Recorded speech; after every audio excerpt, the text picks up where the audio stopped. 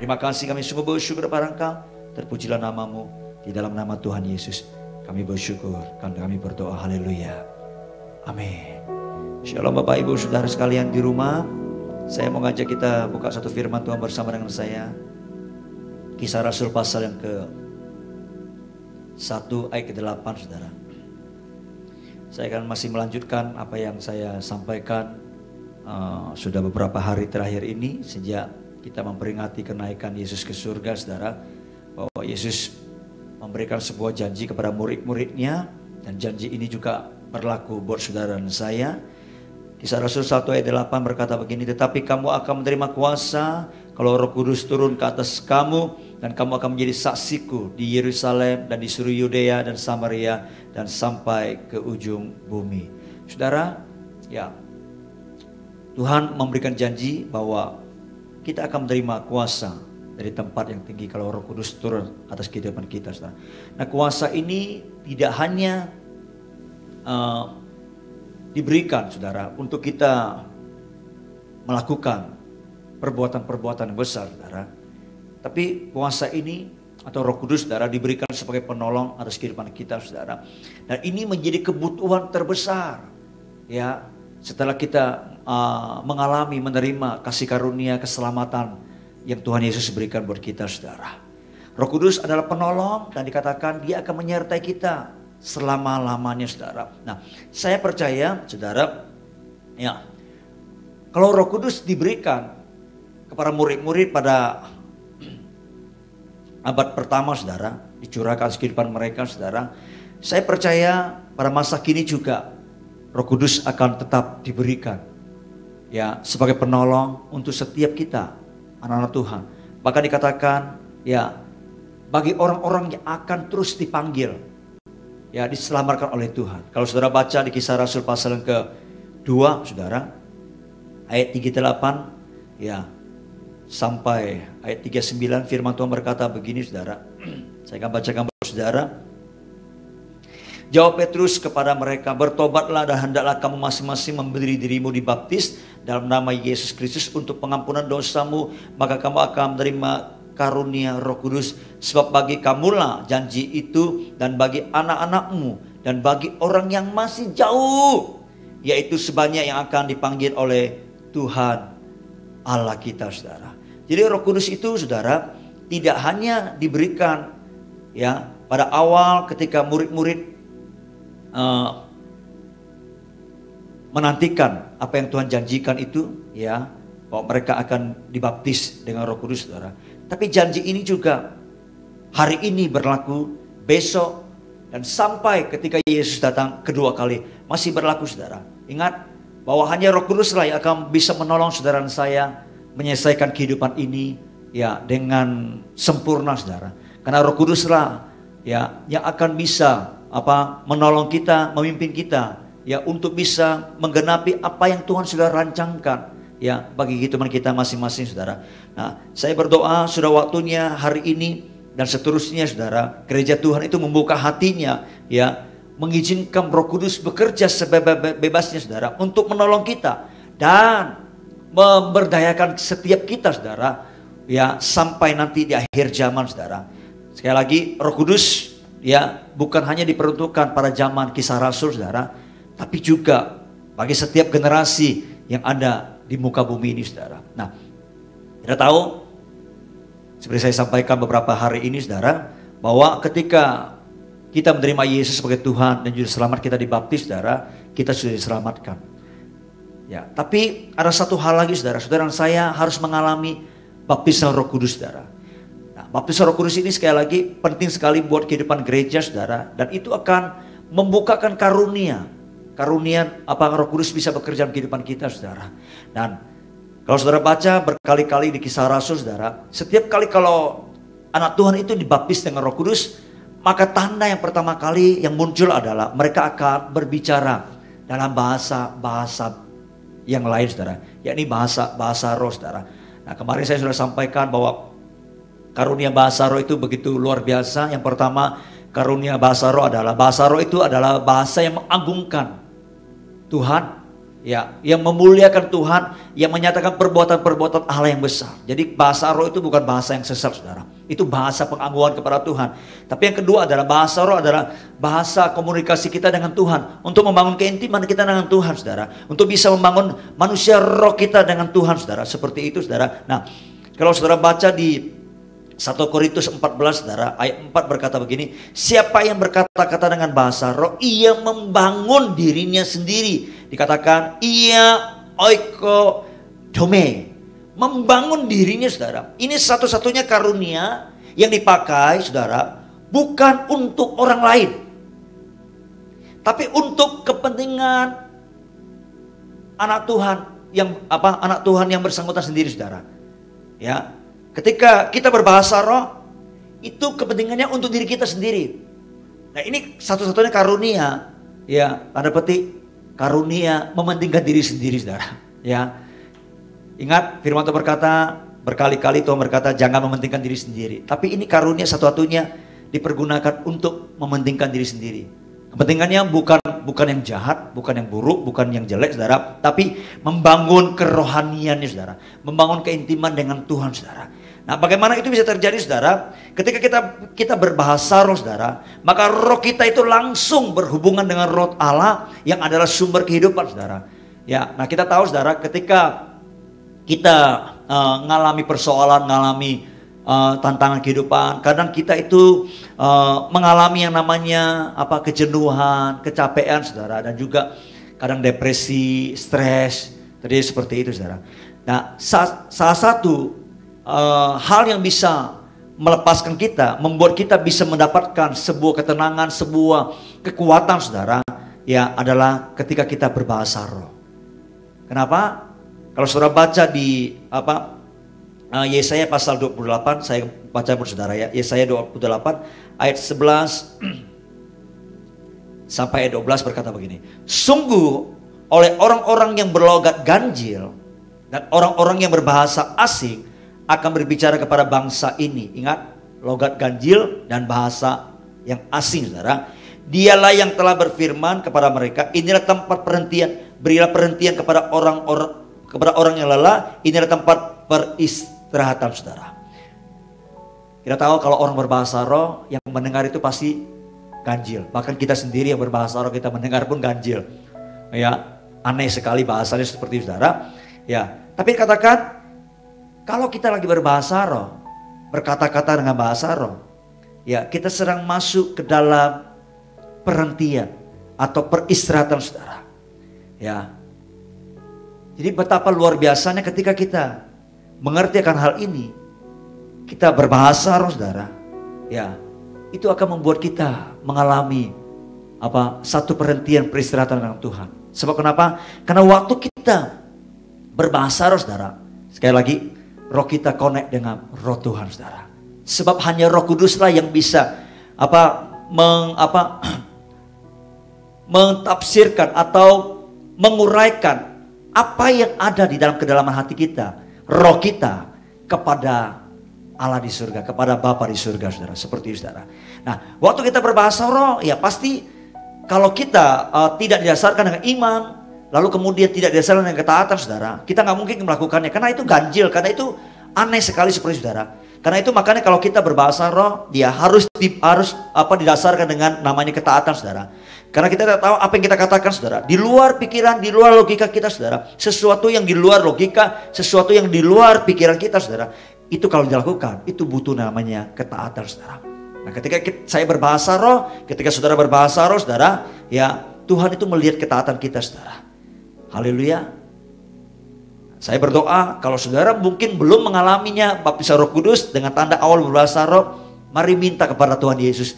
Minta kepada Tuhan Yesus supaya saudara dibaptis dengan Roh Kudus, saudara. Saya percaya saudara pasti akan mengalaminya. Ingat, kita minta sesuai dengan kehendaknya, pasti Dia akan memberikan kepada kita, saudara. Tapi yang kedua, saudara, saya mau sampaikan, ya, selain bahasa roh itu fungsinya adalah untuk membangun diri kita, saudara. Bahasa roh adalah, ya, bahasa pengucapan syukur yang sempurna, saudara. Kita buka 1 Korintus 14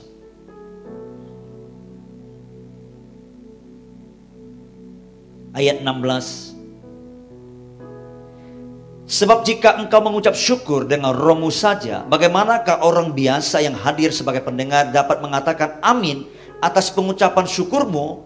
Bukankah ia tidak tahu apa yang engkau katakan? Sebab sekalipun pengucapan syukurmu itu sangat baik, tetapi orang lain tidak dibangun olehnya. Kemarin saya sudah jelaskan, bahasa roh bukanlah untuk orang lain, ya, bukanlah untuk didengar oleh orang lain. Tapi bahasa roh adalah komunikasi kita dengan Tuhan, bahasa doa kita dengan Tuhan. Nah, waktu kita berbahasa roh dikatakan, ya, itu bisa menjadi ungkapan, pengucapan syukur yang sempurna, ya, pengucapan syukur yang sangat baik, ya, kepada Tuhan, saudara. Jadi bahasa roh adalah bahasa pengucapan syukur yang sempurna kepada Allah, saudara. Saya berdoa, mungkin saudara ketika mengalami situasi kondisi pergumulan kehidupan saudara, sangat sulit untuk mengucap syukur berbahasa roh, saudara. Itu mungkin bisa jadi, ya, dari dalam hati kita Roh Kudus, ya, menginterpretasikannya, mentafsirkannya, menerjemahkannya kepada Bapa di surga sebagai ucapan syukur walaupun di tengah-tengah kondisi yang sangat sulit. Ingat, waktu kita mengucap syukur, saudara, di tengah-tengah kondisi yang sangat sulit, firman Tuhan berkata, itulah korban syukur kita, saudara. Amin, Bapak Ibu Saudara. Saya berdoa, ya, kalau kita berbahasa roh, roh kita terbangun, kehidupan korohanian kita terbangun, ya, kita menaikkan doa-doa kita. Tentu doa-doa kita adalah doa-doa yang sesuai dengan kehendak Bapa di surga. Tapi yang terakhir saya menguraikan hari ini, saudara, 1 Korintus 14 ayat yang ke-15, saudara, ya, berkata begini.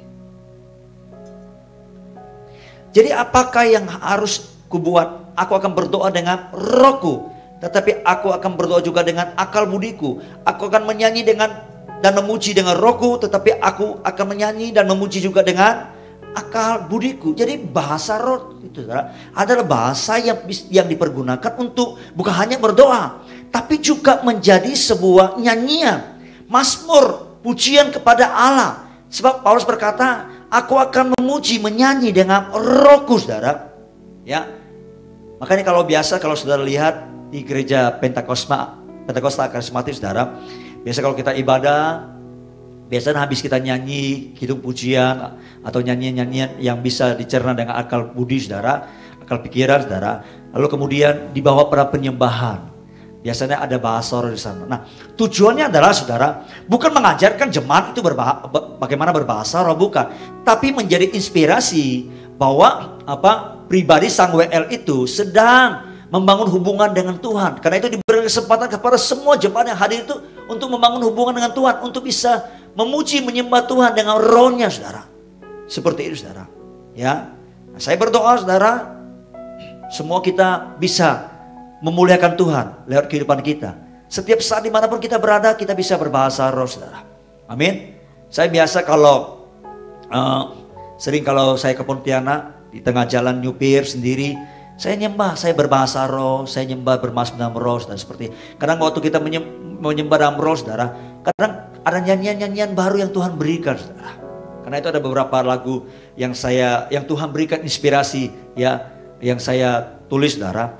Ya, itu saya nyanyikan kepada Tuhan, saudara.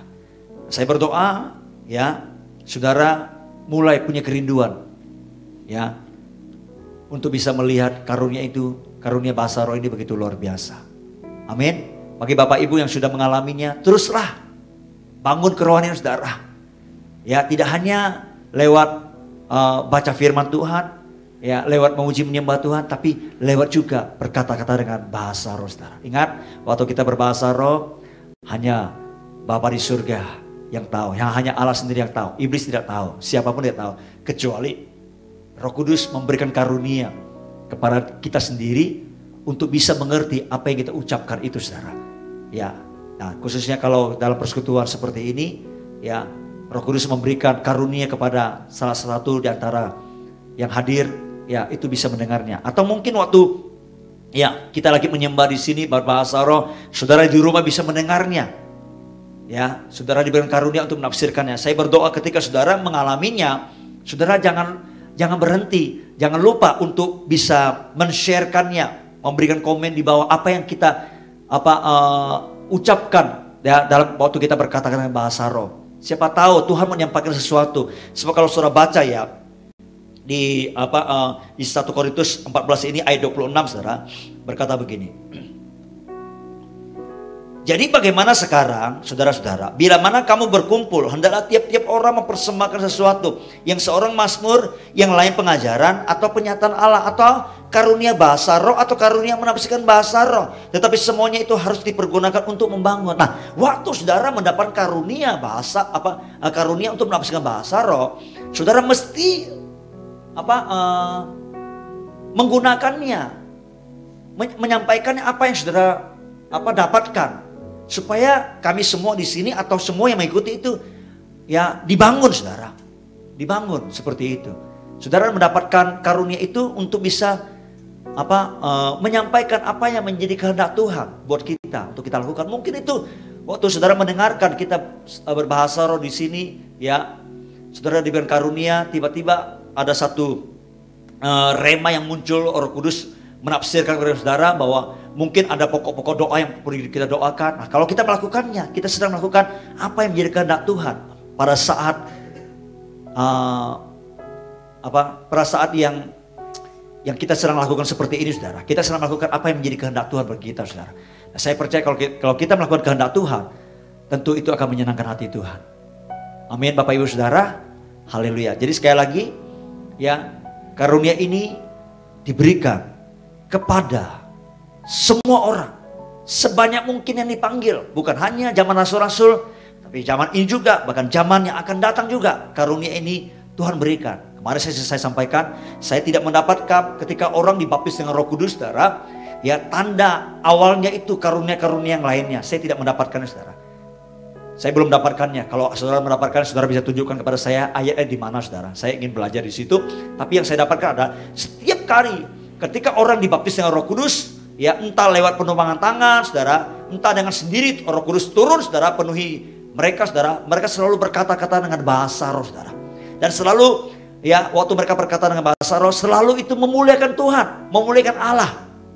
Seperti itu, saudara. Haleluya. Ya, besok saya menyampaikan bahwa setelah kita mengerti akan karunia ini, saudara, ya dibaptis dengan Roh Kudus, diberikan karunia ini, karunia bahasa roh. Besok saya akan menjelaskan bahwa karunia ini bukan segala-galanya. Ketika kita dibaptis Roh Kudus memenuhi kehidupan kita, ada goal yang paling tinggi, yaitu kita menjalankan misinya Allah, saudara. Ingat, hanya Roh Kuduslah yang dapat menolong kita untuk menjalankan misi Allah. Ingat, dia berkata, kalau kita menerima kuasa dari tempat tinggi, ketika Roh Kudus turun ke depan kita, kita akan menjadi saksinya. Mulai dari Yerusalem, seluruh Yudea, Samaria, sampai ke ujung bumi. Saya berdoa, setiap kita dibaptis dengan Roh Kudus, yang sudah, puji Tuhan, yang belum berdoa, minta dengan kerinduan, ya. Lalu kemudian kita terus mempraktekkannya, membangun kehidupan kerohanian kita, ya, memuliakan nama Tuhan. Tapi yang terutama adalah kita menjalankan misinya Allah. Haleluya. Amin, saudara. Ayo kita akhiri mesbah fajar kita pagi hari ini.